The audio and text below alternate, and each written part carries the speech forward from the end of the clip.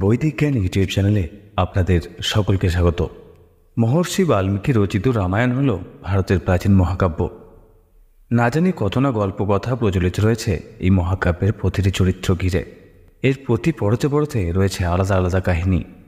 এই মুহূর্তে অযোধ্যা বা শ্রীরামকে ঘিরে তুমুল চর্চা হলেও পর্বচর্চা অনুযায়ী প্রাচীন বৈদিক যুগ থেকেই চর্চায় থেকেছে এই মহারচনা। বিষ্ণু এবং তার 10 অবতারের মধ্যে ত্রেতা যুগে জন্ম নিয়েছিলেন রাম।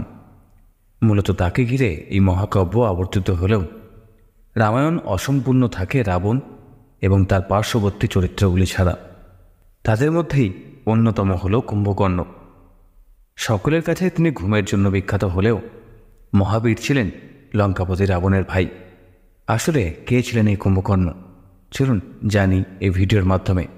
তবে ভিডিওটি শুরু করার আগে প্রতিদিনের মতো আপনাদের কাছে আমাদের একটি ছোট্ট অনুরোধ, আমাদের চ্যানেলে নতুন হলে চ্যানেলটি অবশ্যই সাবস্ক্রাইব করে দেবেন। চরিত্র পরিচয়ে প্রথমেই উল্লেখ হয় নামের। সেক্ষেত্রে কুম্ভকর্ণ হলেন আক্ষরিক অর্থে যার কর্ণ বা কান কুম্ভ বা কলসির মতো। মহাকাব্য রামায়ণে উল্লেখিত একটি অন্যতম খল চরিত্র। মহাকাব্যে বর্ণনা করা হয়েছে তিনি বছরের অধিকাংশ সময় ঘুমিয়ে কাটাতেন। তার সেই গভীর নিদ্রা ভাঙার জন্য রীতিমতো ঢাক ঢোল বাজাতে হতো। আসলে যুবক অবস্থায় তিনি একবার ব্রহ্মার ধ্যান করেছিলেন অজয় হওয়ার বর পাওয়ার জন্য, কিন্তু সেই বর পেলে তিনি কারোর হাতেই আর বধ হতেন না। তাই দেবী সরস্বতীর মায়ায় তার মুখ থেকে ইন্দ্রাসন চাওয়ার বদলে নিদ্রাসন বের হয়ে যায়, আর সেই থেকেই ঘুম তার সঙ্গী হয়ে ওঠে। রামায়ণে কুম্ভকর্ণকে সুচরিত্র এবং দক্ষ যোদ্ধা হিসেবে বর্ণনা করা হয়েছে। তিনি রাম রাবণ যুদ্ধের এক পর্যায়ে নিজের শক্তি প্রদর্শনের জন্য বহু বানর সৈন্যকে হত্যা করেন।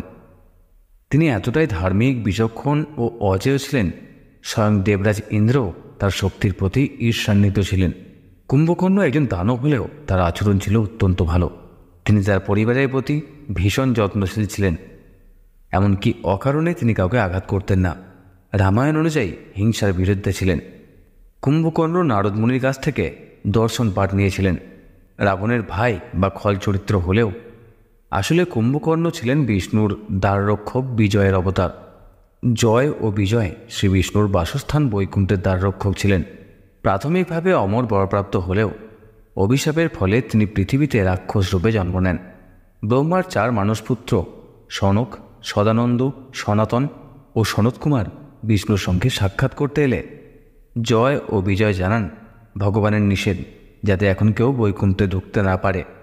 ক্রোধের বশে তাদের অভিশাপ দেন 4 কুমার।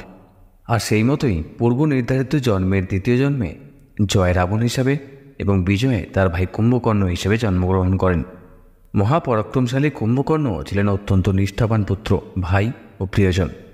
কুম্ভকর্ণ ও তার প্রথম পত্নী বজ্রমালার 2 পুত্র ছিল, কুম্ভ এবং নিকুম্ভ।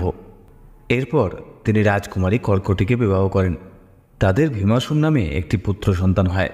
রাম রাবণ যুদ্ধে তার পরাজয় হবে জেনেও জন্মভূমি ও ভাইয়ের সম্মান রক্ষায় তিনি যুদ্ধে অংশগ্রহণ করেন। সেখানেই তার পূর্বজন্মের কথা মনে পড়ে এবং বীর বিক্রমে যুদ্ধ করতে করতেই রামের হাতে মুক্তিলাভ করেন কুম্ভকর্ণ।